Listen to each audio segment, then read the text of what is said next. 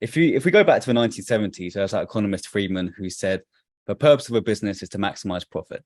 And then if you fast forward 50 years, you have a Volkswagen scandal with diesel. You have loads of scandals with oil companies, BP oil spill. There's countless amounts of examples where businesses have ditched their moral compass in the pursuit of profit. How do you think business could be a force for good whilst also having the moral compass and producing a profit?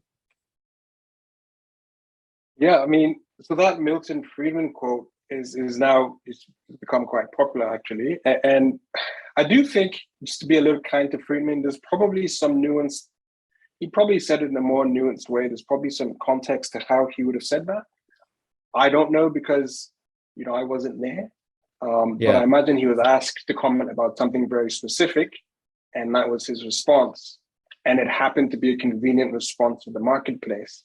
And so they took it and run with it, which is generally what tends to happen. Anytime you get an idea enter, the mainstream is who is that idea convenient for?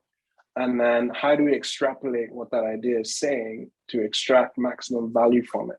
But you're right, that is sort of what most people think of as ground zero for how we think about capitalism now.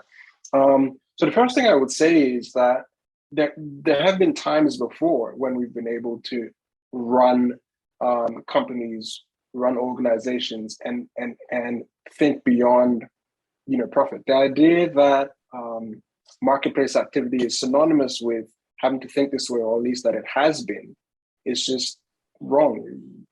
You could argue that the lion's share of Western history or global history has actually allowed marketplace activity to happen under some control. So if you go back to thinking about a time when you had church and state, for instance, there were pretty strict controls on what you could and couldn't do, probably overly strict, but ideas like usury and how much interest you could charge and non-competitive, if you're going to business with non-competitive mindset, you could actually be restricted from doing business.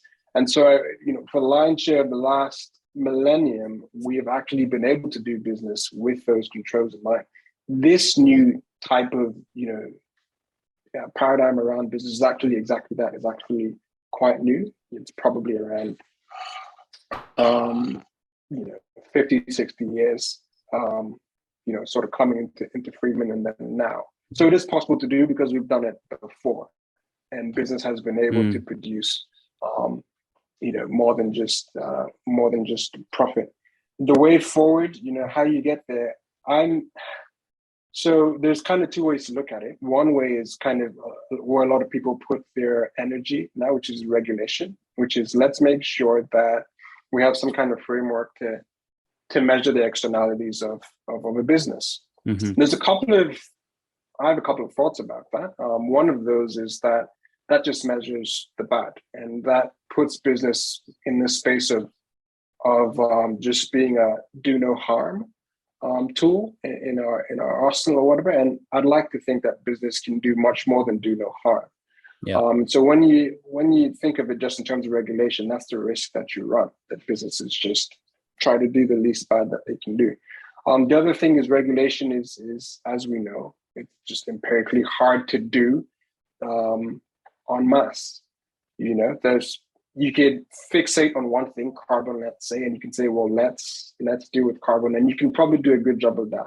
But there are layers and layers of resources that go into production, and how do you regulate all that? How do you regulate labor practices right across, different nationalities and different cultures? How do you regulate how we dispose of, X chemicals right across the world? So there is a place for regulation. I think we need it. But in terms of the potential for business, to actually maximize the potential for business, I think you're looking at probably a solution that's more along the lines of incentives. And so you've got your regulations. Here's what you don't do. Now, how do we incentivize the right activities, the right mindsets by people that run businesses? And that's what I'm particularly interested in. You'll know because you took my course.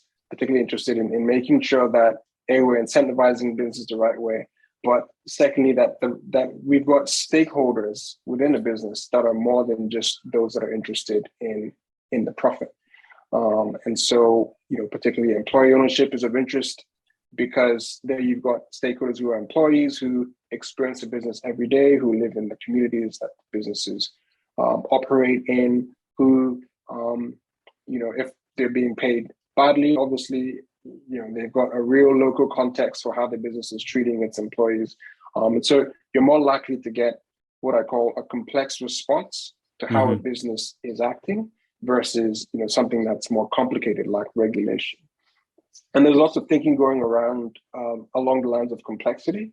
The more and more you think around economics and having to make widespread changes to economics, most people I know in this space that are thinking in those lines wind up thinking about complexity because it's a complex problem.